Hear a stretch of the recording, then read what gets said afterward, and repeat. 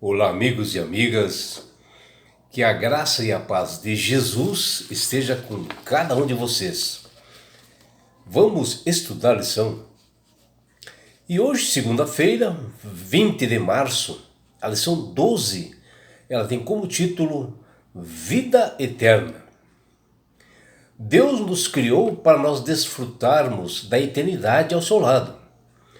Porém, o pecado impediu que este plano divino se concretizasse e nós nos afastamos de Deus por nós pecarmos. Né? Está lá em Isaías, capítulo 59, versículo 2. E assim o ser humano se separou da fonte de vida, Deus, o Criador e mantenedor do universo. E a consequência para os nossos primeiros pais foi de eles não terem mais acesso à árvore da vida, para que não fossem um eterno pecador. Que está lá em Gênesis, capítulo 3, versículos 22 a 24. E por isso a família humana se tornou mortal. Deus, para dar mais uma oportunidade ao ser humano de ter vida eterna, novamente, enviou seu filho Jesus, que veio morrer na cruz do Calvário por nós, no nosso lugar, por nós pecadores. E essa morte substituta de Cristo pagou a dívida que nós tínhamos para com a lei de Deus, que já existia antes de Adão e Eva. E hoje, pela fé em Jesus Cristo, que diz lá em João 3,16, nós somos declarados justos, que está lá em Romanos 5,1, pelos méritos única e exclusivamente do Salvador, Filho de Deus, Jesus. E ao aceitá-lo, deixando que ele nos conduza a nossa vida como nosso Salvador pessoal, contamos com a presença do Divino Espírito Santo para nos ajudar em nossa preparação para o céu, para nós nos aperfeiçoarmos continuamente o nosso caráter, onde a Bíblia chama isso de santificação, que está lá em Hebreus capítulo 12, versículos 14. E quando Jesus retornar a este mundo, na sua segunda vinda, que está breve, o plano de salvação será finalizado. E ele, Cristo, o Rei dos Reis, Senhor dos Senhores, terminará com o pecado e dará a vida eterna novamente àqueles que o aceitarem como Senhor e Salvador, que está lá em 1 Coríntios, capítulo 15, versículos 51 até 54, e também em 1 Tessalonicenses, capítulo 4, versículos 13 até 18. O fato de Jesus precisar vir a este mundo, morrer no nosso lugar, para pagar a dívida que nós tínhamos para com a santa lei de Deus, demonstra que nós somos imortais. E se ao morrer o ser humano fosse direto para o céu, como muitas doutrinas falam, como hoje é muito falado, quando uma pessoa morre, e até acreditam, e aliás, eles estão assim em doutrinas erradas, então não haveria necessidade de Jesus vir a esse mundo e morrer por nós. Olha, amigos, gostem ou não, existe uma eternidade nos aguardando conforme as Sagradas Escrituras. E essa eternidade virá sob duas formas para cada um de nós. E nós temos que escolher. Ou a vida eterna, ao lado de Jesus, o nosso Salvador, que nos irá levar para o céu, ou a morte eterna. Não existe meio termo e cada um deve escolher e nada de ficar indeciso. E escolher hoje, agora, já. Não tem como ficar um pouco de um lado e um pouco do outro lado, como muitos fazem aí. Se você ficar em cima do muro, para uma linguagem popular, você já é do inimigo. Você já está fadado a ter a morte eterna. Em Romanos capítulo 6, nos diz que, apesar de nós não estarmos debaixo da lei, e sim, né, da graça, está lá em Romanos 6,14, isto não nos justifica uma vida condescendente com a iniquidade, com o pecado, a não ser que a pessoa queira a morte eterna. E isso também é um livre-arbítrio que Deus dá para cada um.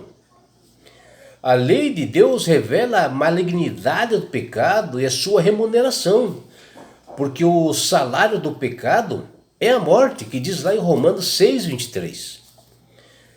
E ela abre os olhos das pessoas para enxergar que porta pode ser estreita e o caminho da eternidade pode ser apertado, né?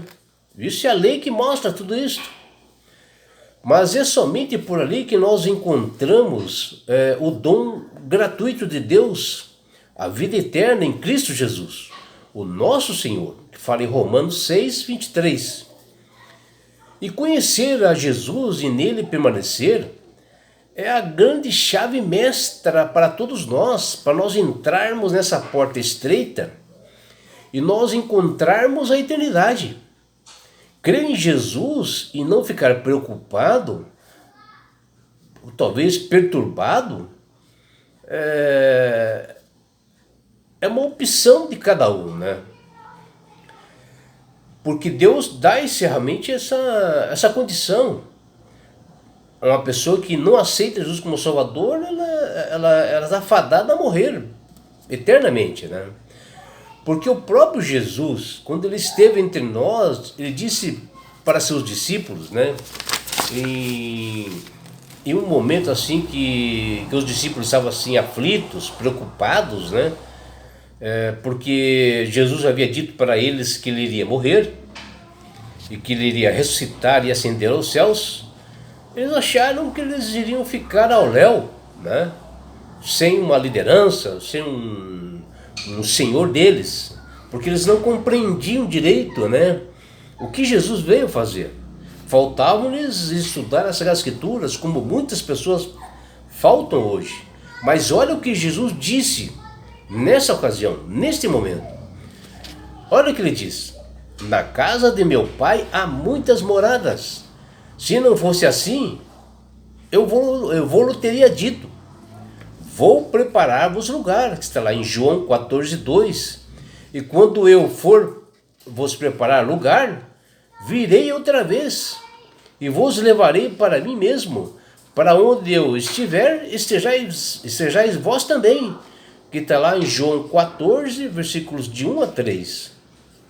E antes disso, né, porque Jesus já havia sentido, né, as preocupações dos discípulos, né? No início, lá no versículo 1, ele diz, não se turbe o vosso coração, credes em Deus, credes também em mim. Ou seja, Jesus está falando para eles crerem nele, que era a oportunidade deles terem a vida eterna. E amigos, aqui nesse texto dado por Jesus está a vida eterna. As palavras de Cristo, que o seu próprio apóstolo João, que ele escreveu, né, esse livro, ele até esse evangelho, ele é conhecido como o evangelho do amor, de tanta importância que é isto, né? E Cristo estava a poucas horas de ser levado preso quando disse isto. E ele se preocupou antes em confortar e dar esperança para seus discípulos e para todos nós, garantindo a vida eterna. Essas palavras de Cristo devem ter o mesmo efeito em nós, como foi o efeito nos discípulos, onde Jesus veio nos salvar e voltou para o céu, prometendo voltar e levar a todos que o aceitarem como Senhor de suas vidas. E Jesus foi para o céu, mas falou que deixaria o Consolador, o Espírito Santo, que iria capacitar a todas as pessoas, né, a pregarem o Evangelho, a entenderem melhor da palavra de Deus, a fazer com que as pessoas se arrependessem. Essa é a função do Espírito Santo, ensinando, né, todas as pessoas as coisas, né, da palavra de Deus, e também fazendo-nos lembrar que Jesus nos deixou, e Ele, Jesus, nos deixou esse plano de salvação, nos capacitando para nós entrarmos no reino dos céus. E é por isso, meu amigo, minha amiga, que Deus tem falado com todas as pessoas através do Espírito Santo, né, para que todas as pessoas aceitem a Jesus como Salvador. E com isto você passa a ser uma pessoa sábia, ter entendimento, né, ter interesse em sair desse mundo que nós somos peregrinos. E Ele está dando essa oportunidade para que todos se salvem. E quando você aceita Jesus como Salvador, você ganha de Deus esse presente que chama-se salvação, meu amigo. E com isto, Jesus quer te levar-te para as mansões celestiais. Um lugar onde não há mais dor, mais morte, mais preocupações, mais aflições. E sabe por que Deus quer fazer isto com você, meu amigo? Com você, minha amiga? Porque Jesus te ama. Abraços do seu amigo João Carlos Amorim.